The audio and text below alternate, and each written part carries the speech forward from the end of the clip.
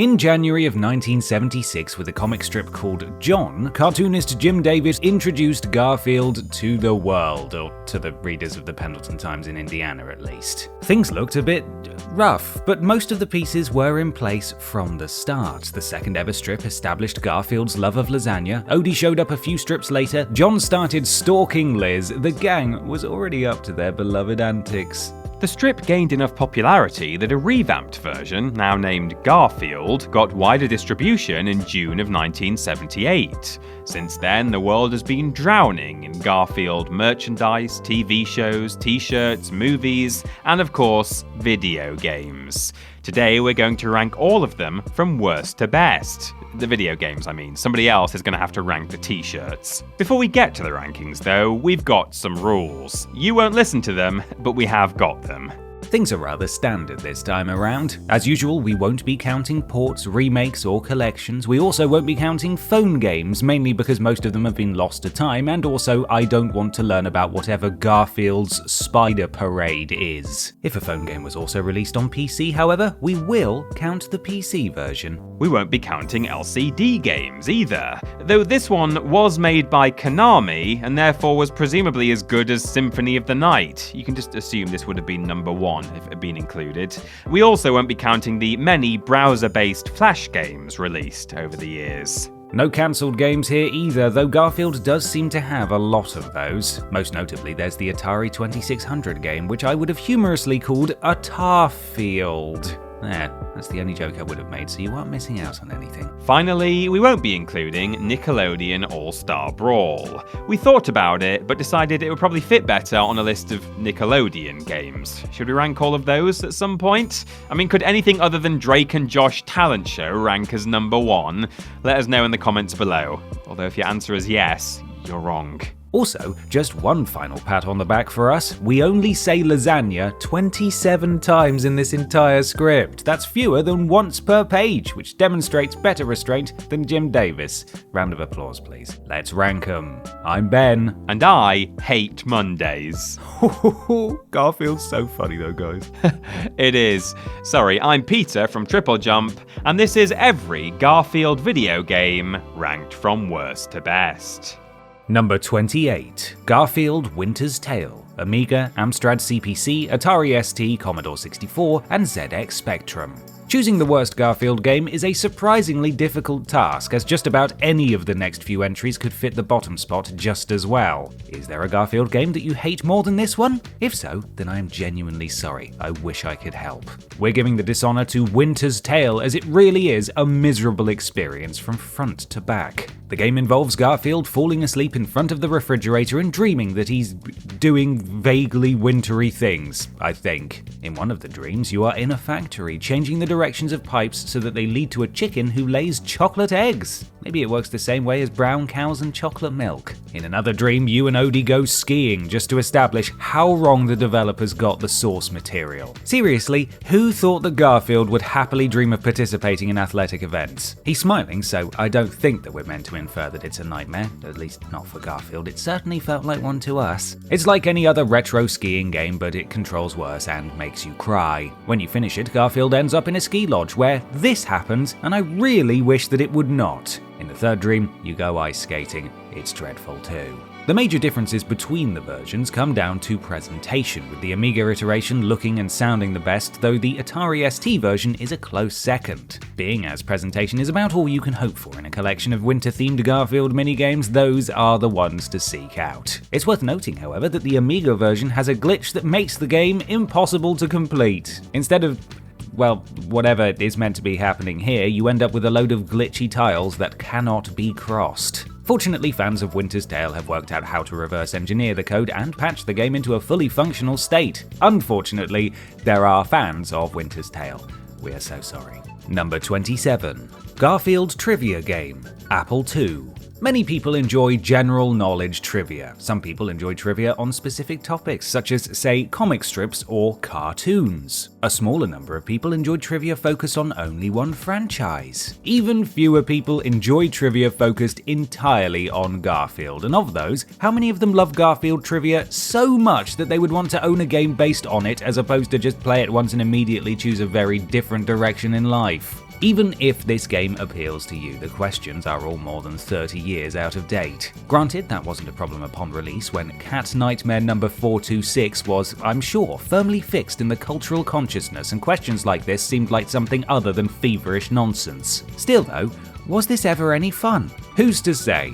Me. It was not any fun. Get a question correct and Garfield will dance menacingly at you. Get a question wrong and Garfield will faint. I'd love to pretend that there was anything more to the game, not least because that would give me something to talk about, but there's really not. I can at least say that my favourite part is this question, which doesn't even bother covering up the answer on the bottom of the screen. Garfield Trivia Game will barely have had an audience in 1989, and today it's completely without purpose, though I suppose you could boot it up as a way of expressing to your friends that you'd rather not spend time with them anymore. I can imagine that certain major franchises would be able to offer a dedicated trivia experience that is fun for a few hours. Garfield Trivia Game, though, doesn't even manage to offer fun for, let me check here, 300 words. Number 26. Garfield Double Dares. Apple II. Let me say up front that many sources claim that Garfield Double Dares was also released for the Commodore 64. Perhaps it was, but we were unable to find evidence of that version existing. Please correct us if you've managed to find it, but our best guess is that people confused this Garfield game for one of the others on the Commodore 64. Such a mistake could easily be made, as Garfield Double Dares as a title doesn't really say much about what the game is. Then again, I'm not really sure what title could describe what the game is. It's essentially a word game, in the loosest possible sense. It's split into two parts, which then repeat several times until you get your final score. In the first part, Garfield gives you a word and asks you to type words that rhyme with it. This sounds easy, and it is, but you'll learn quickly that the word bank in Garfield Double Dares is extremely small, with many common words missing. That goes double for the second part, in which Garfield gives you letters and asks you to create as many words as you can with them. You can tell Garfield to raise the number of words he's looking for in exchange for more points, and that's about it. You type some words, realize that the word bank also lacks obvious plurals and verb tenses, then you wait patiently for the timer to tick down while Garfield stares dead-eyed and open-mouthed into the abyss. Then, well, you do it again a few times, if you want. It's not necessary. I abandoned the game partway through and the police didn't show up at my house, so I don't think you really have to do anything at all. You can replay it if you want. You can delete it from your hard drive, like I did. You can never dig up a copy in the first place, if you're smarter than I am. The choice is yours. Number 25. Garfield's A Tale of Two Kitties, DS. Oh, is Garfield A Tale of Two Kitties? I'd call Garfield a lot of things, but I'd never have thought of calling him that. Weird title aside, Garfield's A Tale of Two Kitties is based on the film of a similar name. Saying that it's based on the film might be a bit generous, however. They both star Garfield, but any similarities beyond that are purely coincidental. Instead of following the film's plot, this game just has the Prince Cat invite Garfield over for some grub. It's basically Super Mario 64 then, if Mario significantly reduced the standards of the games he appeared in and had 4 legs, or 4 legs, either works. Garfield's A Tale of Two Kitties is nothing. It is a completely hollow experience. We've had worse. Just today, we've had worse. But this is the video game equivalent of an empty calorie. The levels are presented in 3D, but you're actually stuck on a 2D plane, leaving you to do little more than hop over gaps now and then. Obviously, 2D platformers can be great, but most of these levels don't even have enemies to break up the tedium. They just have nothing. It's as though someone built the world of a 3D platformer, then didn't have the time to finish it, so they only coded 2D movement, slapped Garfield into it, pretended it had something to do with the film, and moved on with their lives. It's not offensively buggy or anything, but it's clearly unfinished. Gameplay variety is essentially nil, unless you count the periodic Garfavision sections, which provide a first-person perspective while sickeningly allowing you to see from inside Garfield's skull. Your job in these sections is to drag the stylus around until Garfield's eyes zoom in on something. You know, I'm getting the impression that the developers don't know how cats or eyes work. Your big challenge at the end of the game is to look at some lasagna. And that's it. That's the end of the game. The only way it could be more embarrassing is if you played it naked and closed the DS on your own genitals. Number 24. Garfield Gets Real, DS. Garfield Gets Real, the motion picture, had a modest budget of $10 million, and it still managed to lose around 83% of that. In fairness, it was only released to theaters in Turkey while the rest of the world got it on DVD. Was it good? I'm proud to report that I can't say. Maybe it was. We've been too busy playing flipping Garfield games to watch anything, so you tell me about the movie. In exchange, I'll tell you about the game. It's pants. Alright, I can go on, because it's also quite weird. It's broken into a few gameplay styles, such as catching books that fly of their own accord, having a dance party, and even snapping photos to use as promotional material for the film. You know, all of the stuff that Garfield famously does all the time, we promise. The game relies heavily on the touchscreen, including during the more standard platforming sections, and yet, calling these platforming sections is an almost comical exaggeration, but it's the best description we've got. Touchscreen controls are always tricky to get right, but it is possible, and we're glad that other games have shown us that it's possible, because that proves how little forgiveness we should have for Garfield Gets Real. Everything in the game feels awkward and unrefined, which is especially puzzling as this was clearly made for children. We aren't saying that it's difficult, it's certainly not, but we are saying that it's needlessly frustrating. It's also unfair that certain sequences demand perfect execution when we can't even count on the touchscreen to work reliably. At best, Garfield Gets Real feels generic. Most of the time, though, we can't even be that positive about it. The game was meant to come to the Wii as well, and you can still find listings for it dotted around the internet, but it was cancelled at some point in development. Why? We'll never know. I'm joking, of course. It's because the film was a financial vampire, sucking funds out of everyone who released related products until there was nothing left. Rather good reason, I'd say. Number 23. Garfield: The Search for Pooky. Game Boy Advance. Garfield: The Search for Pooky is a game about our small furry friend rescuing his smaller, furrier friend. It seems that Pooky, Garfield's teddy bear, has been kidnapped by, and I quote, Little Joe, Jerry Ratface, and Scary Pete with a big sack. Good for you, Pete, but you don't need to brag about it.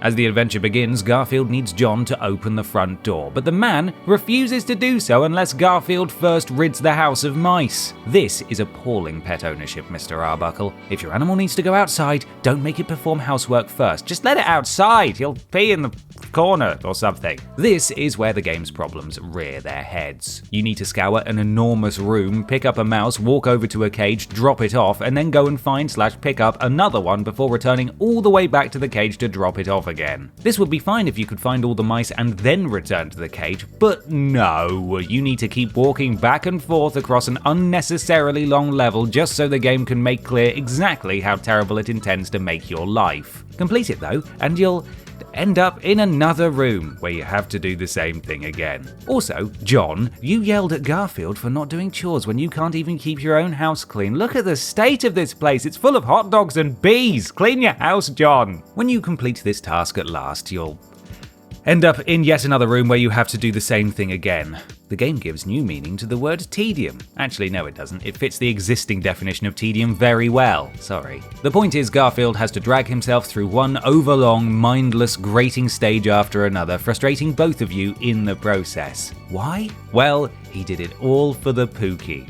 Thank you, ladies and gentlemen, you've been wonderful. Good night. If only we could fly. Number 22. Garfield: Eat Your Words. Apple II. Developed and released by book publisher Random House for the Apple II personal computer, Garfield: Eat Your Words is basically an extremely elaborate game of hangman. It is also an extremely simplified game of hangman. Garfield gives you a clue and it's your job to guess the word that he's thinking of. Get it wrong and Garfield will scarf down his beloved lasagna. Get it right, however, and he will be forced to eat the healthy contents of a bowl next to him. The universe doesn't quite hang in the balance here. A cat's BMI does, and Garfield is weighed between rounds to measure your performance. It's possibly the strangest method of keeping score in any game, and please, if you can think of stranger ones, let us know in the comments. It's a weird game in general, really. How many games based on cartoon mascots see you competing directly against that cartoon mascot with the goal of making it miserable? You don't control Garfield here, and you're not on his side. He's basically the antagonist, and it's your job to defeat him.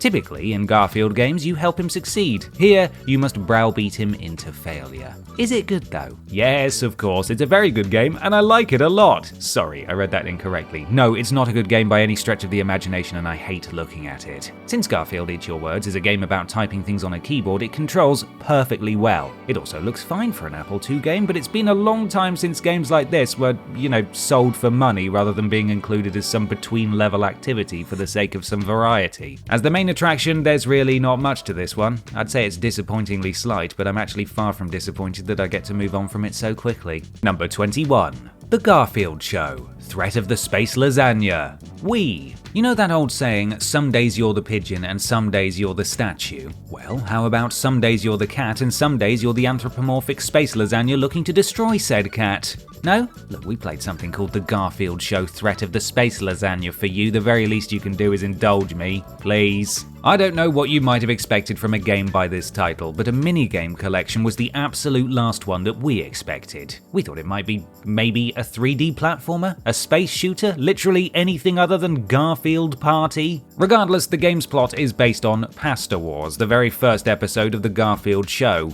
It even uses some footage from that episode for its cutscenes. The plot is that space lasagna creatures have observed Garfield on Earth eating actual lasagna, and they mistook it for him eating...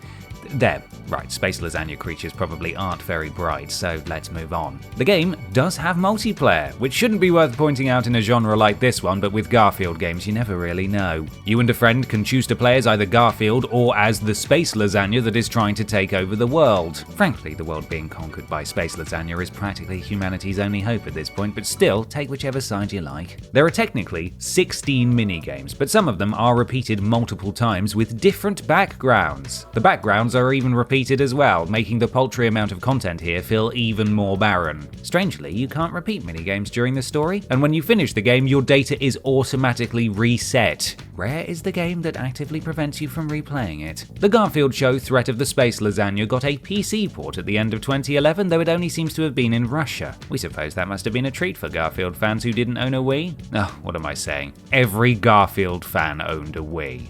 Peter? Number 20. Create with Garfield. Apple II, Commodore 64, and PC. Oh, it's going to be very difficult to come up with a full entry about comic creation software, isn't it? It's going to be even more difficult to do it again in a few entries from now. Brace yourselves. Nevertheless, this is the path we chose to walk, and we must deal with the consequences. You must also deal with the consequences, actually, now I think about it, so strap in. Create with Garfield suffers from problems that aren't really its fault. There was only so much one could do with computer interfaces in 1986, and though it's true that Create with Garfield is clunky and irritating to navigate, it's also just about as good as it could have been. We are accustomed today to simpler interfaces and easier tools, but pressing numbers on our keyboard to access isolated text-only menus was par for the course back then. Computers were rubbish, therefore you can't entirely blame the software for also being rubbish. Nor can you blame it for the extremely long time it takes to load simple art assets. It's frustrating, but it's also not something the program could have worked around. Basically, you choose a background, you choose your sprites, and you type some text into the word balloons. You could then save your creation to a disk or send it to a dot matrix printer, if you weren't doing anything with the rest of your evening and enjoyed the sound of mechanical screeching. Weirdly, Create with Garfield is sometimes described as an edutainment game. I don't know what's meant to be educational about making a cat complain about Mondays, personally, but then again, I don't know what's entertaining about it either. I suppose you do get really good at spelling lasagna after a few hours, which is a pretty tricky word, so there's some learning to be had there, I guess. Create with Garfield was re-released in a deluxe edition the following year with additional art and a few quality of life changes. Also, a companion disc was apparently released in 1989, though we can't find much information about that, and unless that disc contained a different game entirely, I can't imagine it represented much of an improvement. Number 19. Garfield's Typing Pal, PC. You! Yes, you! Do you need help learning to type? I've seen your comments on these videos, so I know that you do. Well, allow Garfield to help, and allow him to do so in the tried and tested format of bizarre mini-games. As you learn to master your extremely complicated keyboard, you will surf, mistreat an animal, eat food that somebody else is throwing away, and dunk a spider in your own coffee for what I'm sure is a very good reason. In addition to the minigames, Garfield's Typing Pal offers general advice, which often made me feel uncomfortable. In at least one case, it openly threatened me. Garfield's methods are certainly extreme, but in all honesty, they seem to get results. Garfield's Typing Pal was surprisingly well received as an educational tool. and you'll find plenty of positive reviews online. Not here in this video, of course, but on sites that focus on edutainment and family games from 2003. All joking aside though, that's great. And if you absolutely need a cat whose blood is 60% pasta sauce to teach you how to type, Garfield's Typing Pal seems to come quite strongly recommended. I really can't say because I already know how to type perfectly well, and whenever I do type poorly, I pretend that I did so intentionally as a joke. That's a typing tip for you, and I promise it will serve you well. Oh, sorry, it says serve you wall in the script. Good job, Philip. I'm starting to think I should release my own typing game. Everyone else seems to get one, even Mavis Beacon, and she didn't even exist. Anyway, Garfield's Typing Pal was also released in a deluxe edition, but I haven't been able to find any real information about the differences. It seems to just be compatible with more recent operating systems, but I admit that my typing game palette is not particularly refined, and I could be overlooking obvious and important improvements. The only improvement I wish they'd made, though, was that the game would explode and stop me from having to finish this list. No such luck, however, and we're on to the next one. Number 18. A Week of Garfield, Famicom.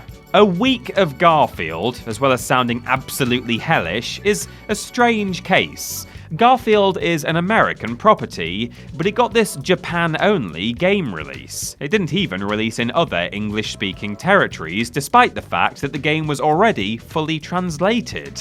Why? Was Garfield especially popular in Japan?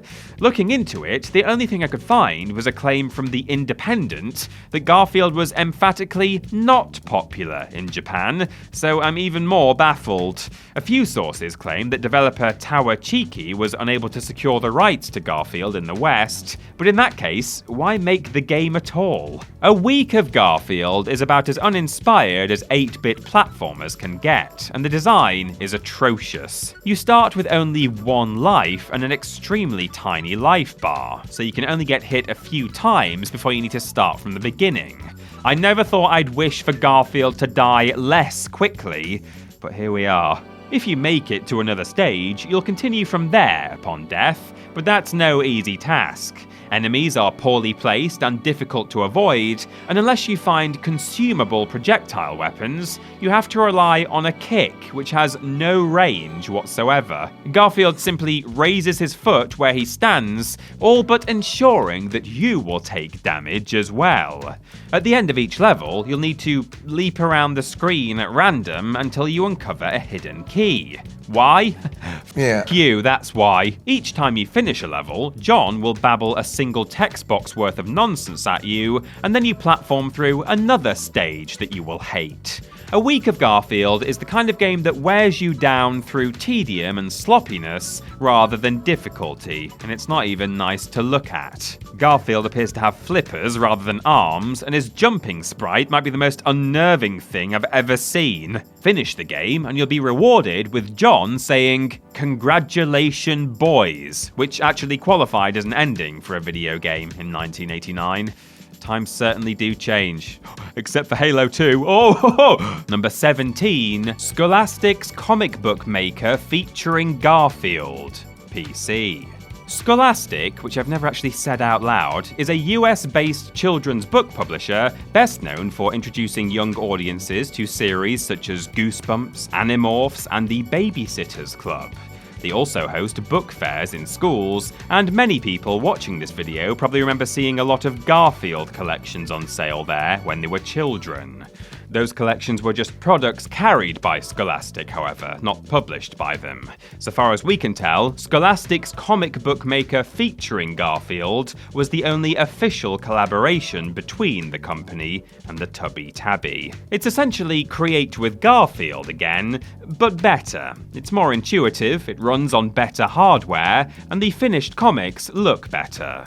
You'll still get beaten up by your peers for writing and printing your own Garfield fan comics, but yes, they do look better. Well, mine do at least, and I've been printing my own custom Garfield comics and hanging them all over the office for weeks. I haven't heard any laughter yet, but that just means I've done Garfield correctly, doesn't it? There's not all that much to experience here. In fact, the list of features on the back of the box is actually just a list of characters in the game.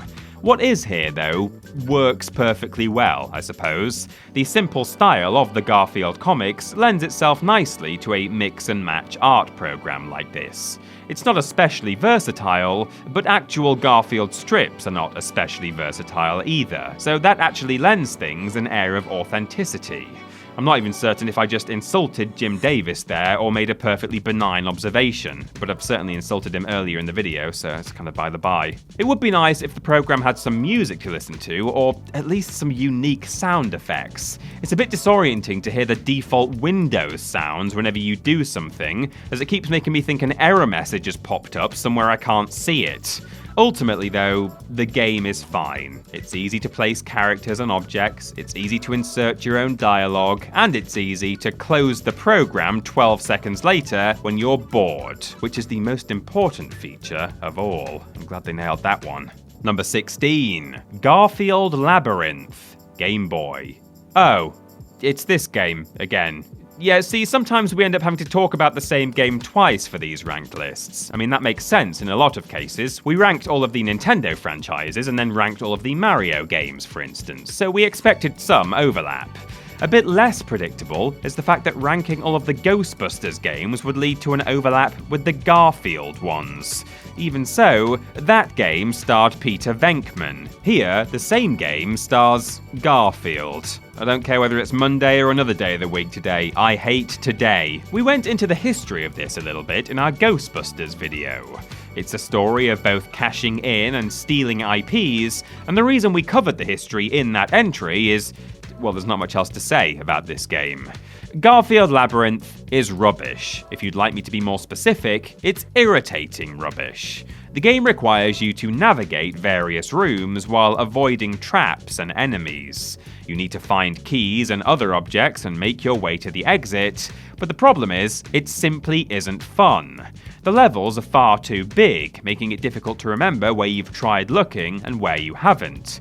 The controls also feel stiff, which is not a problem when solving puzzles, but is a problem when engaging with enemies or platforming. Even the simple act of moving Garfield around feels heavy and sluggish. Then again, maybe that's just the game trying to be as Garfield accurate as possible. Some of the rooms are easy to the point of boredom, and others are difficult to the point of frustration.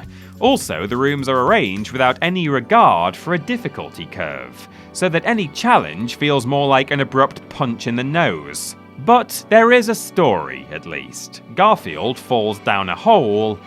That's the story. Also, Odie shouts his name despite being a character who does not talk. At the end, the two reunite and come 6 pixels away from kissing. It's certainly the most romantic sequence in any of these games, and if you'd rank it higher on your personal list as a result, please know that I hate you. Number 15, Garfield's Wild Ride, PC. Serving as a sort of combination between Flappy Bird, Cannabolt, and Turbo Tunnel, Garfield's Wild Ride is a bit of a strange game.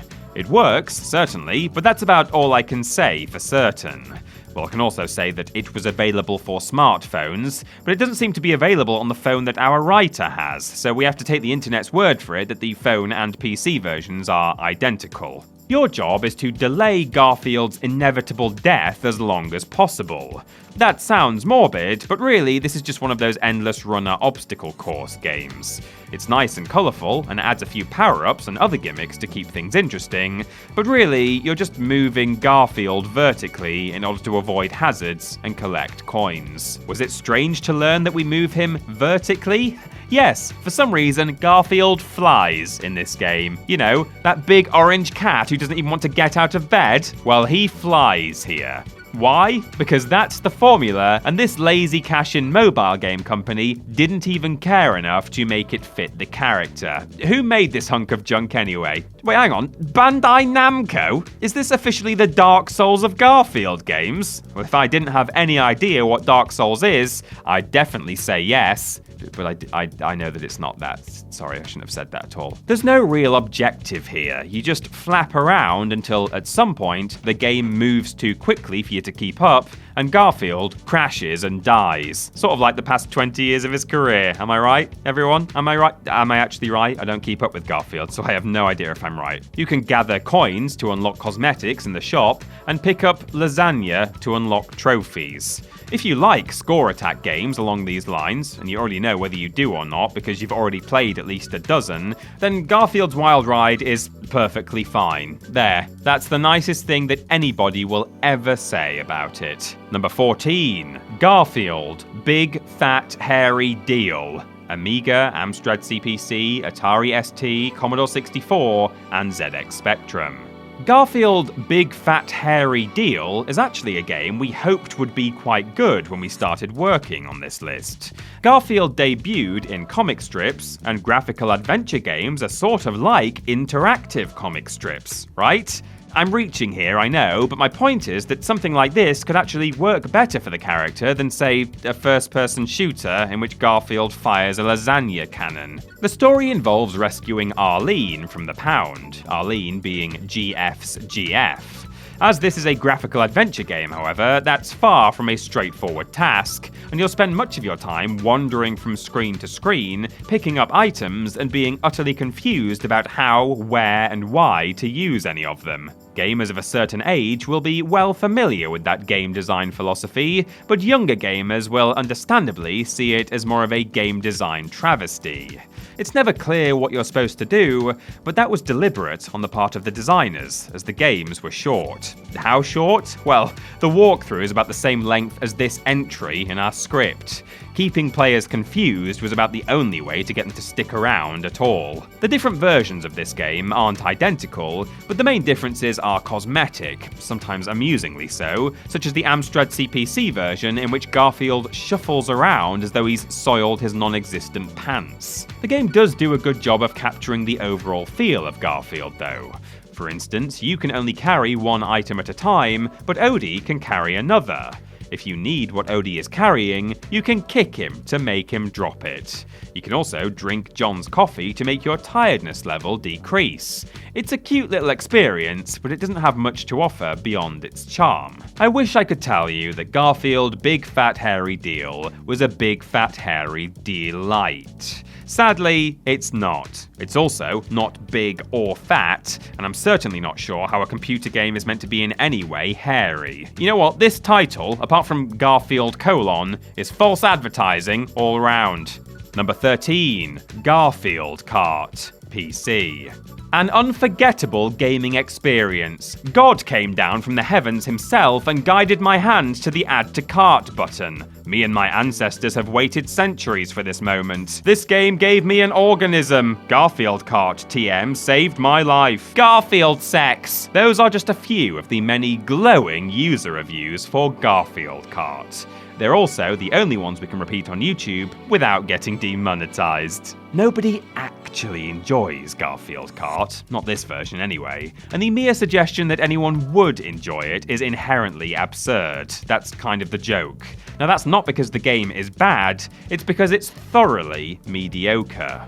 There's so little to Garfield Kart that there isn't that much that can be enjoyed. There's even less of it at first. You have to unlock most of the drivers and accessories.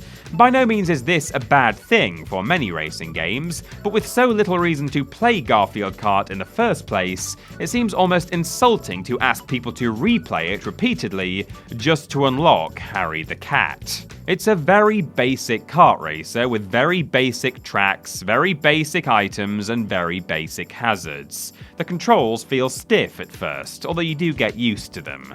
The problem is that, well, there's nothing to do. Garfield Kart, get this if you don't know it already, is single player only. You can't compete with anybody, ever, which is sort of like releasing an FPS that doesn't have any weapons in it. Multiplayer is an integral part of the kart racing experience, making Garfield Kart feel more like a demo or beta build than an actual finished game. It's not terrible, but it's just completely hollow. Also, I didn't just read out those Steam reviews for the sake of killing time. I did it because they seem to be the reason the game got a port to the 3DS 2 years later. At least I assume that port was the result of the developers not realizing the positive reviews were actually people making fun of the game. No other explanation for such a delayed bare-bones port makes sense to me. Fortunately, because I believe in second chances, we'll see Garfield Kart again in this list. God, I must be the first person in history to say fortunately we'll see Garfield Kart again. Number 12. Garfield's Fun Fest, DS. Did you know that the film Garfield Gets Real was the first part of a trilogy? Probably not, because Garfield Gets Real was a bomb and it never should have gotten 2 sequels in a universe that has any sense of justice. The second film was Garfield's Fun Fest, which, like Garfield Gets Real, got a video game adaptation. The third film was Garfield's Pet Force, which I've never seen, but it looks so much like the worst thing ever made that I must conclude that it is, in fact, the worst thing ever made. It didn't get a game, however, so let's appreciate the small mercies wherever we may find them. Garfield's Fun Fest sounds like it would be a minigame collection, but it's not that. It does have some gimmicky touch controls, but much of it is a fairly straight, if simplistic, platformer. Your goal varies in each of the stages, but the formula is basic. Run, jump, climb, swat at enemies, find the goal, repeat. It's fine, actually. I'd cast a look of extreme suspicion upon anyone who claimed that it was good, but it's certainly not bad. Things get a bit more varied when you play the other level types. The riding stages are actually quite fun, and even though the touch controls rear their heads here, they function well enough. As quick diversions between the main stages, they're not bad. Then there are the performance levels, which, well, it was a Nintendo DS game, and I'm fairly sure levels exactly like this were legally required at some point, but surely by 2008 we all agreed that these were terrible and we wouldn't make them anymore. Garfield does a little dance on the top screen, which you can't watch because you're busy tapping stars on the bottom screen. These get trickier as the game progresses, but they never get more fun. That's a shame, because the platforming is competent and the auto-running is decent. This, though, this is just depressing. Still, it's but one gameplay style and the other two are fine, so maybe Garfield's Fun Fest builds to a great final level that justifies the entire experience. Oh, no, it doesn't do that at all. It does precisely the opposite. What a surprise. Number 11. Garfield Lasagna Party. PS4, PS5, Xbox One, Xbox Series, Switch, and PC. Let's take a quick moment, shall we, to think about the key components of a lasagna. Obviously, there's sheets of perfectly cooked pasta, some kind of creamy white sauce, golden bubbling cheese, and of course, the meat. If you were throwing a dinner party during which you planned to serve this delicious Italian delicacy but you left out the rich, flavorful meat, or meat substitute if you're a veggie, then it's safe to say that your guests would be, for want of a better word, somewhat pissed. Don't get us wrong, your dish would probably taste fine, but it would lack substance, and that, dear viewers, is exactly the problem with Garfield Lasagna Party. The game itself is a Mario Party clone without shame, though in fairness it's not the worst one ever made. In the main gameplay mode, up to 4 players can compete against one another or against the AI if they're lacking in the friend department, and the aim is to roll dice, navigate the board, win minigames, and ultimately collect as much of the saucy, starchy treat as possible. It also comes with 2 other modes, one in which players can freely select any of the 32 minigames to play, and one where the computer picks for them.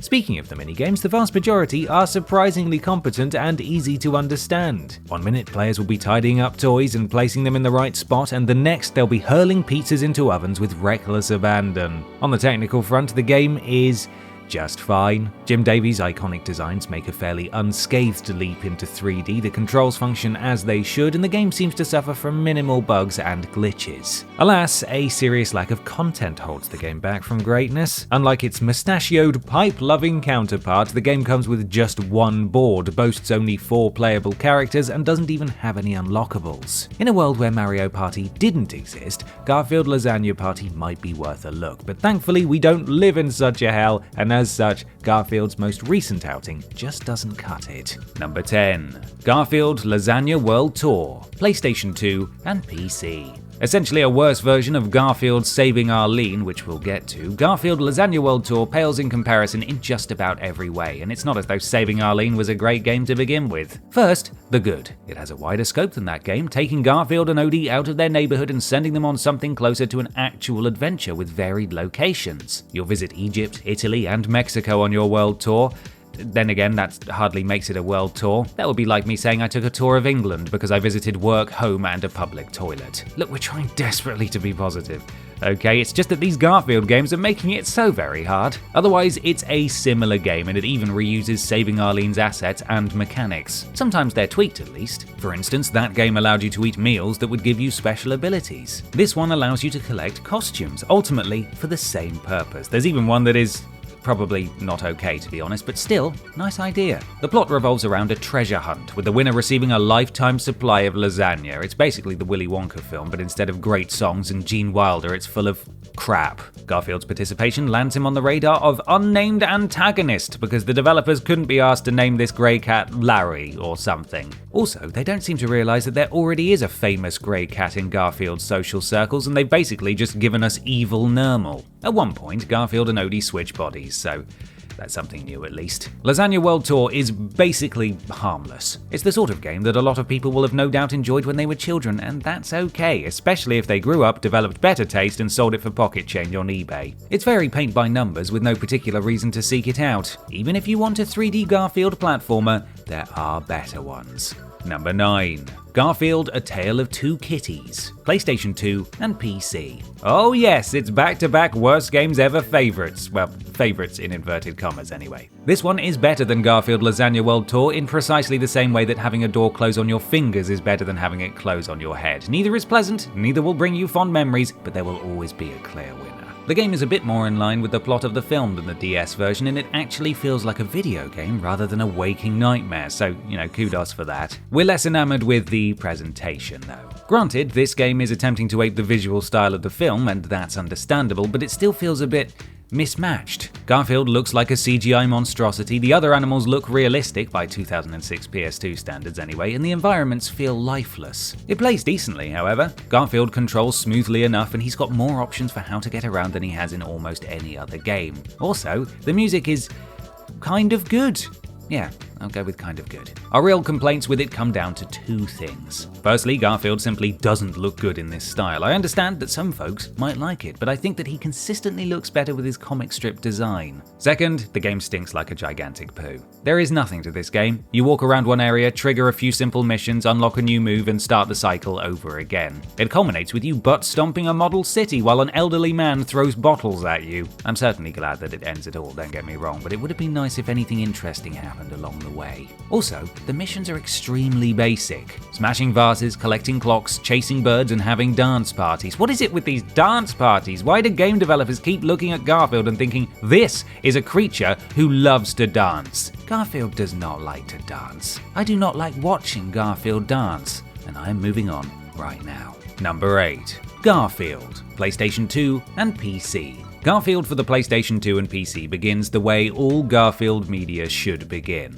John threatening his cat with euthanasia. Alright, he's actually being threatened with a diet, but almost the same thing, eh fellas? Wahey! Actually, Garfield is deeply unhealthy, and a diet should be something that John does in order to help Garfield rather than punish him. Garfield is basically a sphere, and while I am no veterinarian, I don't think that that's good. After a quick nap, Garfield finds that Odie has destroyed the house, and it's up to our hero to clean everything up. You have around 8.5 hours to accomplish this task, presumably the length of John's workday, or the amount of time that man spends crying in his own wardrobe, and you do so with a vacuum strapped to your back. It's like a cross between Chibi Robo and Luigi's Mansion. Actually, since you're a cat, maybe it's more like Blinks the Time Sweeper. This game isn't terrible. It's bad, yes, let me be crystal clear about that, but it's bad in ways that still make it enjoyable. You spend the game exploring stately Arbuckle Manor and cleaning up the mess. A task like this is so mundane that it's actually kind of charming. It's also perfectly in line with what the plot of an actual Garfield and Friends episode might be, or an animated special. It isn't the best looking game, it has too many long loading screens, and Odie keeps running around bothering you constantly until you kick him into submission, but it's shockingly okay for what it is, and the simple suck-blow mechanic suits the concept quite well. Again, it is not good, but this isn't a tier list where you can stick everything in the F row and tell it to F off. This is a ranking, which means that mediocre games can end up with high placements simply because so many other games were worse. And that's the case with this one. It ranks this high not because it's great, but because it did not actively make me wish that my home would collapse on me. Number 7. Garfield Caught in the Act, Mega Drive, It's a tale as old as time. A cat is watching television. The cat breaks the television. The cat attempts to repair the television and is teleported to other worlds based on the programs he's been watching. Actually, that just sounds like another game developer desperately trying to shoehorn Garfield into a platformer. You can't fool me! Garfield Caught in the Act may have a title that sounds like John walked in on his cat doing what cats should only ever do alone, but it looks and sounds good. The presentation is the only real highlight, however. The game controls rather poorly. It's both slippery and unresponsive, with quick movements sometimes failing to register. I can only assume that Garfield is so hungry, he's eating my inputs. Waka waka. The animations take a very long time to complete, leaving you unable to throw a projectile, for instance, because Garfield is taking his sweet time turning around. Additionally, we admire the game's willingness to shake up the visual style and gameplay between levels, but it often feels like it's trying too many different things rather than focusing on any one thing long enough to do it well. The levels are rarely any fun, and they'll wear you down easily if you're trying to work out whatever it is you need to do in order to progress. It's not particularly difficult, but it does manage to be very annoying. On the bright side, you'll get to play a minigame in which you shatter the skulls of your partner, best friend, and owner. Garfield, there's humorous misbehavior, and then there's whatever you call this. Interestingly, Garfield Caught in the Act was actually developed and published by Sega. Yes, Sega made games featuring both the blue blur and the orange object. This is what eventually allowed the game's PC port to be included in the legendary Sonic and Garfield pack. Maybe we could create our own TripleJump Sonic and Garfield pack by editing this list together with the Every Sonic game list. Honestly, this game gets stranger the more you learn about it, and we are not finished learning about it because it's Peter's turn to lead the class. Number 6. Garfield Caught in the Act, Game Gear. Garfield Caught in the Act for the Game Gear is a better game. It's not a good game, but it is a better game.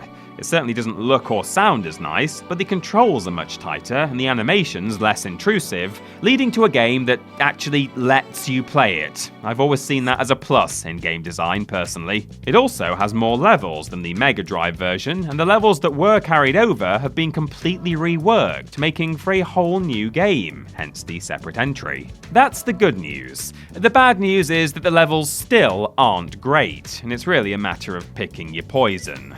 If you prefer to be poisoned by control issues and enemy swarms, go with the Mega Drive version. If you prefer to get lost in endless maze-like levels with blind jumps that are made worse by the Game Gear's tiny screen, then this is the one for you. In either case, you end up with a game that has its charms, but unless it has a nostalgic pull for you, it's going to be very difficult to overlook the problems. Additionally, as with the Mega Drive version, prepare for jokey level titles that run the entire gamut of quality from bad all the way up to still quite bad. There's Casablanca, Slobbin Hood, and The Curse of Cleopatra, among others. And I think you'll agree that those all deserved to stay buried in the litter tray. While we're here, we may as well cover some additional Caught in the Act trivia. For instance, the PC port has the Mega Drive version's levels, but presents them in the same sequence as the Game Gear version. Oh, fascinating. It also adds an alien landscape stage, which was cut from the Mega Drive game. A 32X version was considered, briefly. That's the end of that fact. And finally, something called Garfield The Lost Levels was released through the Sega channel in 1996. It's considered lost media now, but it seems to have been an expanded and reworked version of Caught in the Act. Maybe one day it will surface, and if it does, I'm not going to make eye contact with it. Wind your windows up, everyone. And there you go, that's all the trivia for you. Wow, there certainly were a lot of versions of this game that nobody ever cared about. Number 5. Garfield's Mad About Cats, PC. After being yelled at by John yet again for being essentially a ball of lard with googly eyes, Garfield sets out to create the perfect animal by combining aspects of various other cats. I did something similar in the garage when my parents criticised me, and to this day, I'm still not allowed near pet cemeteries. The game is, and I can't believe I'm actually about to say this, an edutainment game that's actually kind of okay. It's far from great, let's not go crazy, but it's well enough made, it teaches kids about animals, and the presentation is solid. It has a genuine sense of humour as well, and actually seems to care about offering some degree of fun. That really shouldn't be a novel concept, but hey, here we are. Garfield, etc. As Garfield conducts his experiments, you get to learn about different attributes of cats and different regions of the world. Along the way, you can participate in other activities such as playing Space Invaders, hitting targets with chickens, and helping John get dressed. When it works, why are the clothes... what are they doing? What's happening? The minigames are certainly not created equally, and I'd be lying if I said any of them were great, but they are better than you'll find in most edutainment games. Trust us, we know, and not by choice. The game also looks rather good overall, with animated sequences pulling inspiration from Garfield and Friends.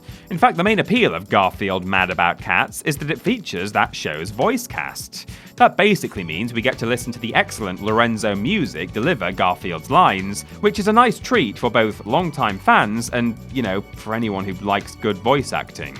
Tom Hughes reprises his role as John Arbuckle as well, to similarly welcome effect. Hey, while we're on the subject, did you know that when Lorenzo Music passed away in 2001, Tom Hughes retired from performing John out of respect for his deceased co-star? We didn't until we researched this entry, and now we're all very sad, so thank you for that. Their performances are by far the highlight here, and it's a bit disappointing that an edutainment title is the closest we ever got to a Garfield and Friends game. Still, as we've seen, it could have been much worse. Number 4. Garfield and His 9 Lives, Game Boy Advance.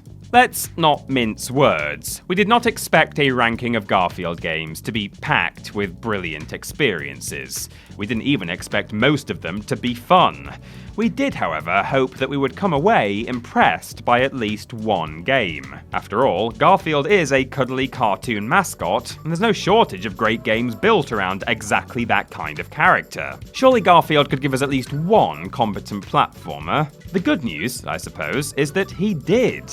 The bad news is that it's taken us this much of the list to find it. It doesn't go beyond competence. It is worth celebrating what the game does right, though. It looks nice, each of the levels takes place in a different setting, everything controls well, and you can do more than just jump and attack. Oh, and the music is good. And that's about it. The absolute core experience is fine, but the game works very hard to make sure it doesn't accidentally attempt anything interesting. If you're just looking to move Garfield around a few levels that aren't appallingly designed in a game that's not massively frustrating, then Garfield and His 9 Lives is what you're after.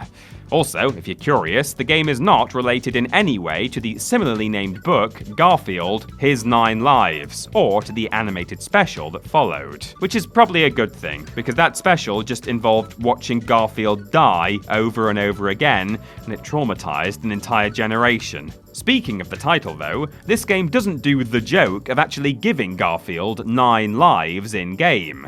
Some of his other games do, but not the one built around the 9 lives concept. What? Why would they? Okay. If you're curious which titles do the joke, there's The Search for Pooky, Saving Arlene, Lasagna World Tour, and the DS version of A Tale of Two Kitties. Yes, the joke is far too obvious to be clever, and actually I can think of a fair few 2D platformers that give the protagonist 9 lives even though they're not a cat, so this could just be incidental and not even a joke. But still, I was disappointed every single time when a Garfield game didn't think to do it. There's no pleasing me, really, to be fair. I suppose the only solution is to not make Garfield games at all. In fact, in that sense, I'm very easily pleased. Just do that. Number 3. Garfield's Nightmare, DS. Garfield's Nightmare is a weird game, but its name might be even weirder. If you look it up, you'll find many references to Kennywood, an amusement park in Pennsylvania which had a ride of the same name. Sadly, Garfield's Nightmare seems to have been a nightmare for Kennywood. In 2004, they repurposed a ride called the Old Mill, which had been built back in 1901. Oh yeah, that's just what everyone likes to see happen to their 100-year-old cultural heritage. Garfield branding being slapped all over it. Admittedly, Garfield's Nightmare wasn't the first time that the ride had been repurposed, but either way, it was a controversial decision, and the Garfield branding and imagery were removed in 2020. But why are we talking about the ride? Well, because it's more interesting than the game. A fun bit of trivia though, right? Anyway, the game begins with a little comic strip that outlines the premise. Garfield eats too much and goes to sleep. Sorry if I sound bitter, but I mean, that's the premise of most of my evenings as well, but nobody seems interested in making a game or theme park ride based on those. It's an extremely basic platformer, but it works fine and the soundtrack is quite good. You mainly navigate Garfield's nightmares by jumping, bouncing and crawling, none of which is particularly groundbreaking, but it controls well enough. Ultimately, Garfield's Nightmare is capable of achieving what it sets out to do, which alone means that this game places worryingly high. That's all you have to do really in this list. You play through 4 distinct nightmares, and you complete some mini-games along the way as well. That's about it though. You do lots of things that seem as though they should qualify as variety, but very little of it actually feels varied. We're also not fans of the visual style, although calling it style might be too polite full stop. It doesn't look bad, but it does look bland and at least a little unpolished. The most interesting thing about the game though is that all the bosses are puns based on the names of famous people. Warren Batty, Patrick Sweaty, Jean Cloud and Franz Kafka. You couldn't think of a 4th actor to name your snowman boss after, could you, Garfield's Nightmare? The long and short of it is that as a breezy time waster, Garfield's Nightmare is perfectly fine. We just wish it had a little more passion behind it, that's all. Number 2. Garfield Saving Arlene, PlayStation 2. Garfield Saving Arlene is a game about Garfield saving Arlene. Who is Arlene? She's the one with pink fur. Well, at least I hope it's pink fur. It's possible she's hairless and that's just her flesh. You're welcome. Sometimes Arlene is portrayed as Garfield's girlfriend, sometimes just a friend, and sometimes the distant object of his affections, depending upon the particular piece of media. Here, she's scooped up by the Animal Annihilation Facility, and it's up to Garfield to break her out. That seems to be one of the fallback plots of Garfield games, with the others being Garfield is dreaming and John Arbuckle is sick of his house cat. The chief gimmick, or maybe chef gimmick, that'll be funny in 2 seconds' time, is Garfield's ability to prepare food with ingredients he finds on the ground. Are you laughing at the chef joke now? I'll just give you a minute. Make lasagna and you'll have your health restored. Make chili and you'll breathe fire. Make cheesecake and you can float for some reason. Make a burger and you'll punt Odie across the screen. I really don't get this one in particular, personally. I mean, I had a burger for lunch, and yes, I kicked many of my beloved colleagues across the room in the time since then, but I did it by choice. The burger had nothing to do with it. The game isn't awful, the visuals are nice, and I like the way the screen will sometimes divide itself into multiple comic panels to give you a clearer view of what's happening or where you need to go. It really does seem to be trying, and it more or less succeeds at what it sets out to do. Admittedly, it doesn't set out to do much, but it's not as though most of the other games in this list did, either. The only things that I know I hate are the level titles. Sinuous Sewers might now be my least favourite pairing of words in the English language. There's also Naughty Night and Hound Pound, making the whole experience seem unnecessarily filthy. Oh, and actually, I do hate one more thing. In addition to this being a Saving Arlene game, we learn at the end it was also a Garfield is Dreaming game. And if they'd spent just another 30 minutes to design a John Arbuckle model, we could have had all 3 Garfield game types at once. Number 1. Garfield Kart Furious Racing, PlayStation 4, Switch, Xbox One, and PC. Somehow, Garfield Kart returned. Ominous words, yes, but we're glad that it did because this is Garfield's best game. Yes, this is Garfield's best game. Does that sound like a backhanded compliment? Well, good. You've seen the rest of this list. We have every right to vent our frustration. It also goes to show, however, how significantly a game can change based on the presence or absence of one feature. Here, it's multiplayer, which is even online in this case. Multiplayer, frankly, is something that no kart racer should be without. The entire appeal of this genre comes from tormenting your friends using obnoxious characters to chuck obnoxious items at them. Doing that alone just feels empty. A truly great kart racer might hold somebody's interest in single player for a little while, but these games do need multiplayer in order to fully shine. Garfield Kart Furious Racing has multiplayer. Does it fully shine? Well, it shines more, we'll give it that. In fact, it's fun. There's nothing particularly special about it, but the framework is addictive enough that you and a few friends, or some strangers around the world, can end up playing it far longer than you intended to. What's more, the game didn't just add multiplayer, it tidied up the experience in other respects as well. You can select many more options from the start without having to unlock them, which is very welcome, and everything looks and sounds much better. The tracks are essentially the same ones from the previous game, but in a few cases they have been tweaked and improved.